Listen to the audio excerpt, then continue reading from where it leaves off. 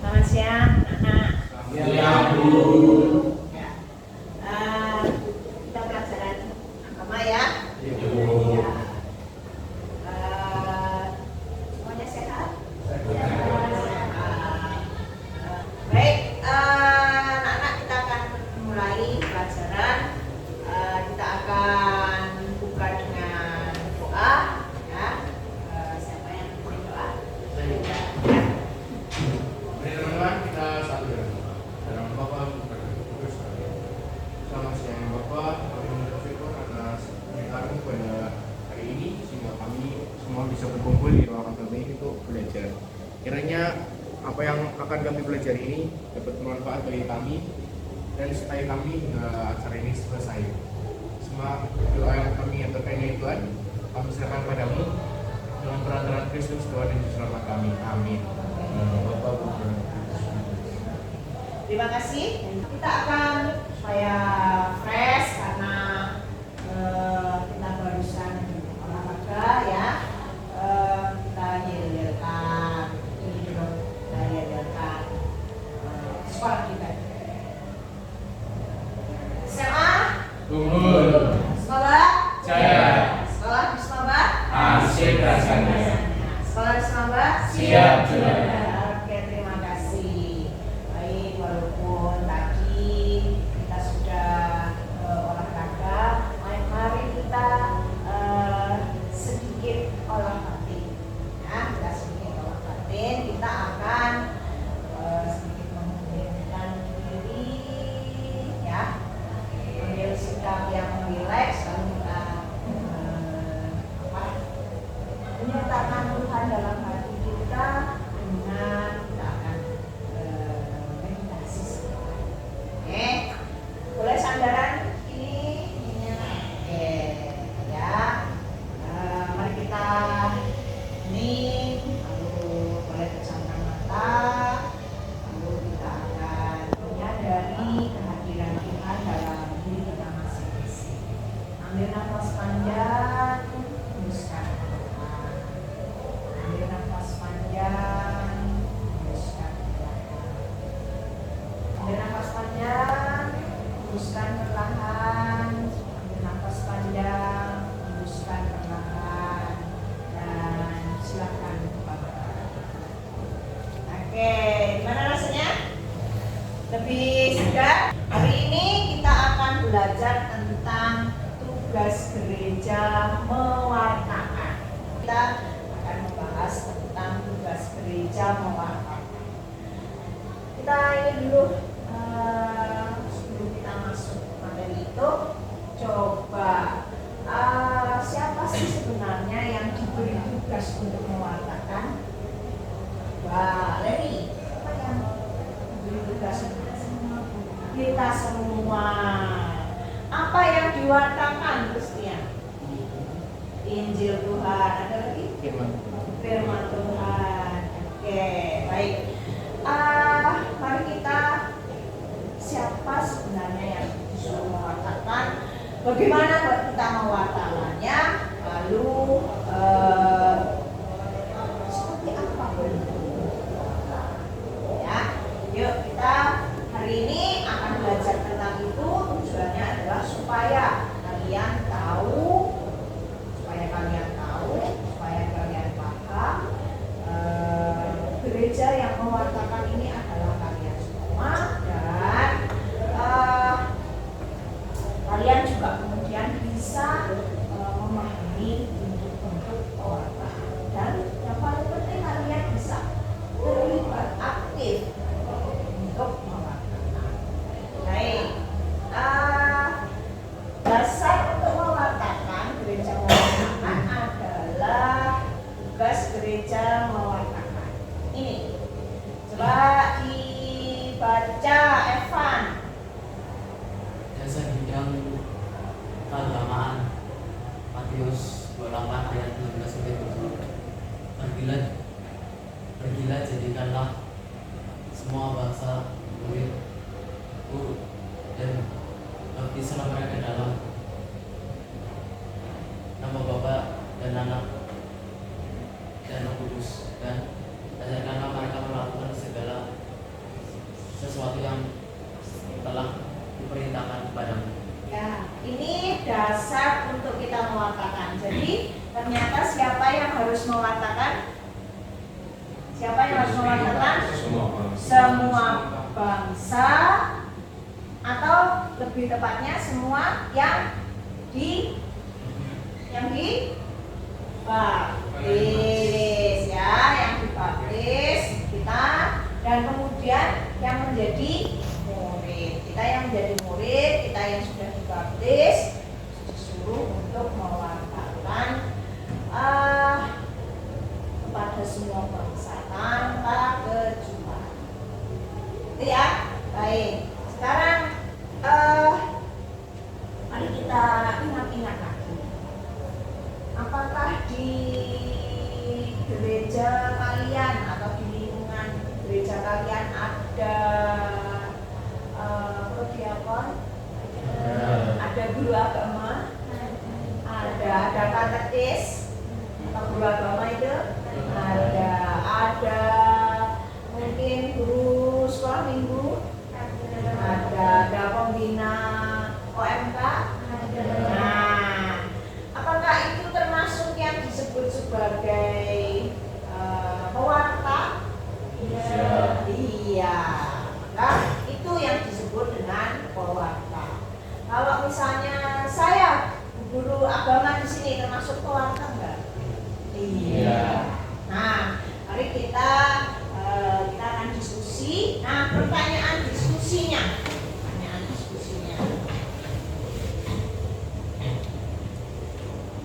Sebelum kita diskusi, di sini di buku siswa juga ada.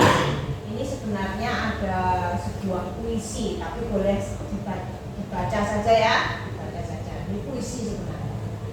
Misi berarti meninggalkan. Misi berarti meninggalkan, pergi, melepas segala sesuatu, keluar dari diri sendiri, memecah dinding keegoisan yang memenjarakan kita dalam keakuan. Misi berarti berhenti berkisar pada diri sendiri, seolah-olah kita adalah pusat dunia dan kehidupan. Misi berarti menolak terikat pada masalah-masalah dunia yang kecil, di mana kita termasuk di dalamnya. Manusia itu jauh lebih besar. Misi selalu berarti meninggalkan, tetapi tidak selalu mengadakan perjalanan. Di atas semua itu, misi berarti membuka diri sendiri bagi sesama, sebagai saudara dan saudari, menemukan mereka, menjumpai mereka. Dan jika untuk menemukan mereka dan mencintai mereka perlu menyeberangi lautan dan terbang mengarungi cakrawala, maka misi berarti pergi sampai ke ujung dunia. Nah, misi ternyata berarti meninggalkan. Jadi meninggalkan keegoisan. Ya, berdasarkan dari puisi ini dan berdasarkan dari tadi Matius berapa? Matius berapa? Matius 28, 16 sampai 20. Pergilah, jadikanlah semua bangsa muridku, dan baptislah mereka dalam nama Bapa dan Anak dan Roh Kudus, dan ajarlah mereka melakukan segala sesuatu yang telah kuperintahkan kepadamu. Jadi dasar itu tadi dengan dasar dari yang tadi puisi. Misi berarti meninggalkan keegoisan, meninggalkan apa lagi? Keakuan, dan meninggalkan yang ternyata kita bukan satu-satunya pusat dunia. Ya, baik. Silakan untuk ini pertanyaan diskusi. Apa makna pewartaan? Apa pendapatmu tentang tugas pewartaan? Bagaimana bentuk-bentuk pewartaan yang dapat kita gunakan pada zaman ini? Bagaimana keterlibatanmu dalam tugas pewartaan di lingkungan gereja? Oke, silakan untuk berdiskusi.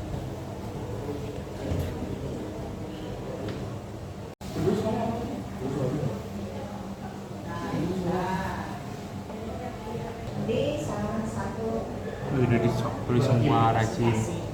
Apa? Rajin maaf. Ya.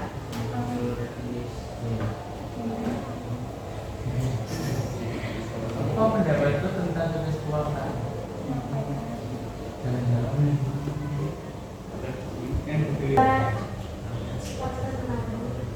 Perkenalkan nama saya Graciela Desembermase dari kelompok 2.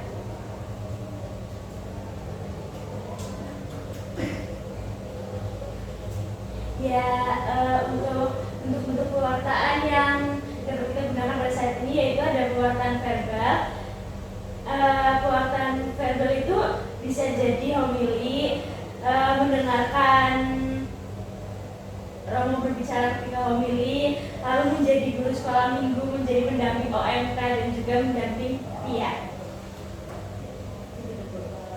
Ya, silakan berarti kelompok kelompok tiga menanggapi dan silakan kalau mau bertanya. Ya, saya mau bertanya. Untuk kegiatan OMK, boleh dijelaskan kayak kegiatannya tuh ngapain aja sih? Ikut aktif dalam pewartaan seperti itu.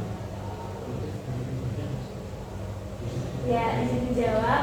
Untuk tugas yang bisa dilakukan dalam OMK itu mewartakan seperti tugas-tugas yang ada di dalam gereja, mendampingi dan juga mungkin ziarah-ziarah gitu. Terima kasih. Ya. Ada yang lain? Apakah ada yang lain yang ditanyakan? Ya, kalau tidak ada kita buat Ya, perkenalkan nama saya Christian Presidi dari kelompok 1. Di sini saya akan mempresentasikan jawaban kelompok kami tentang nomor 4. Pertanyaannya adalah bagaimana keterlibatan dalam tugas pewartaan di lingkungan gereja. Jadi jawaban kami berdua adalah yang pertama, keterlibatan dalam OMK dan BPA. Yang kedua, mengikuti pendampingan Tia. Yang ketiga, rajin mengikuti kegiatan lingkungan. Ini saja jawaban kami. Ada yang mau ditanyakan?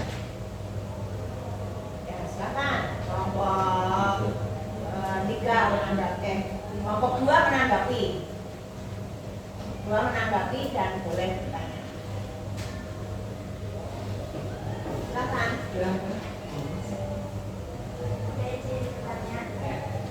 Jadi kan kita sebagai OMK, nah itu dalam kegiatan OMK itu kalau lebih jelasnya kita terlibatnya seperti apa? Ya, mau dibantu. Silakan mau dibantu kelompoknya.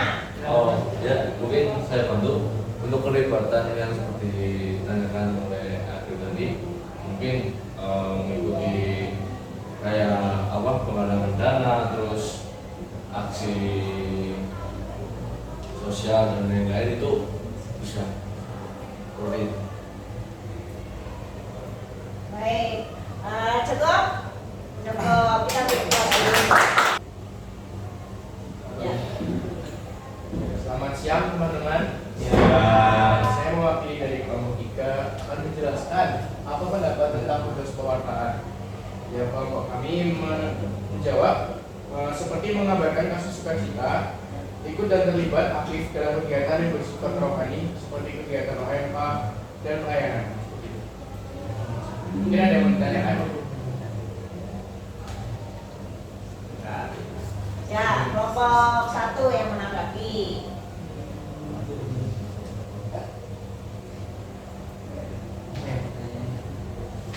Ya, kelompok 1 menanggapi.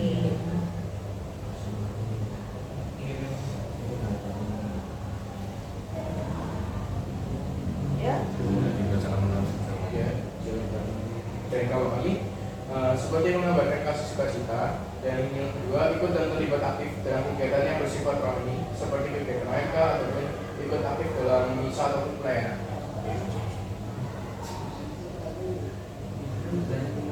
Mungkin atau mau ditambahkan?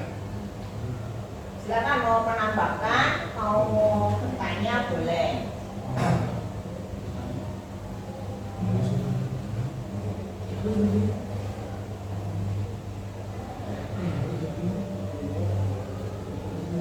cukup? Cukup. Baik, kalau sudah cukup, kita beri applause.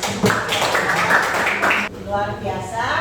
Mari kita membuat sebuah kesimpulan. Jadi bentuk pewartaan itu menurut bentuknya ada 3. Itu sabda Allah dalam pewartaan para rasul, sabda Allah dalam kitab suci, sabda Allah dalam pewartaan aktual gereja. Nah, ketiganya saling berhubungan. Lalu siapa sebenarnya yang harus mewartakan?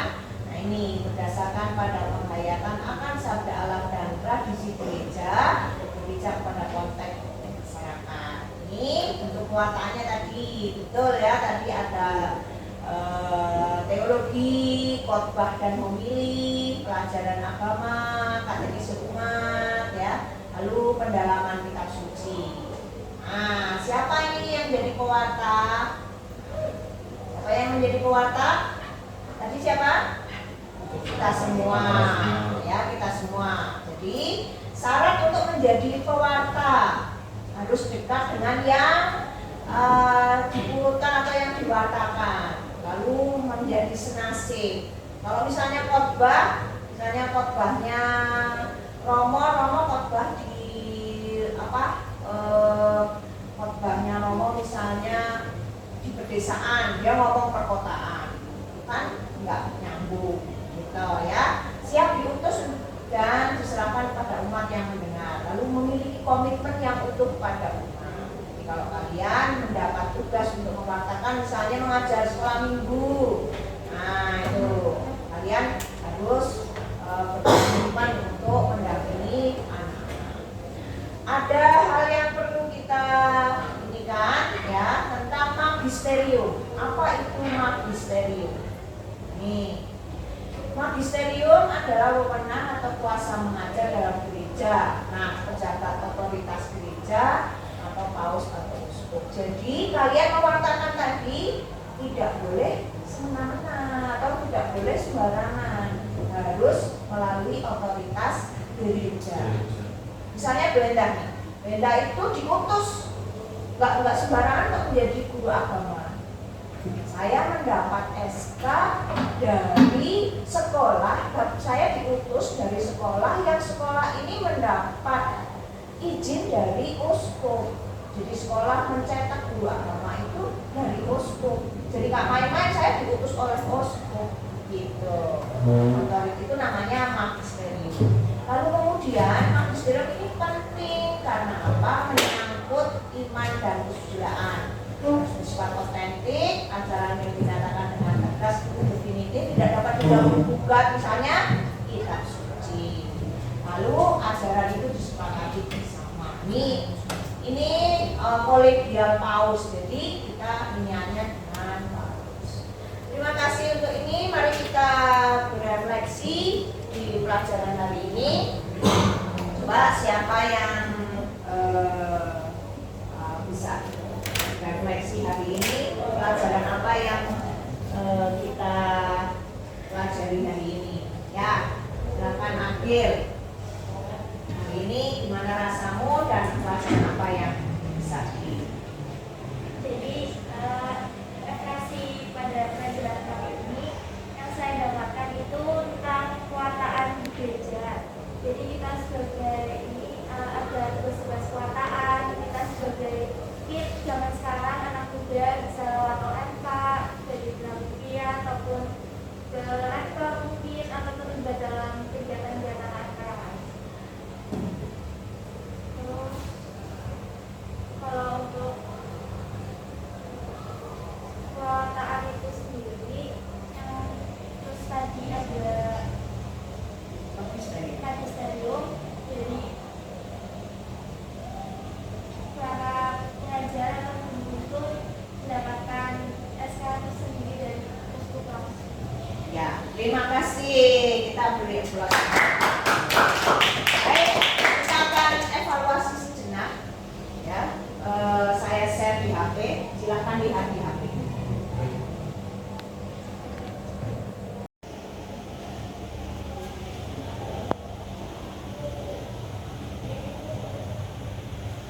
Ya, oke. Nanti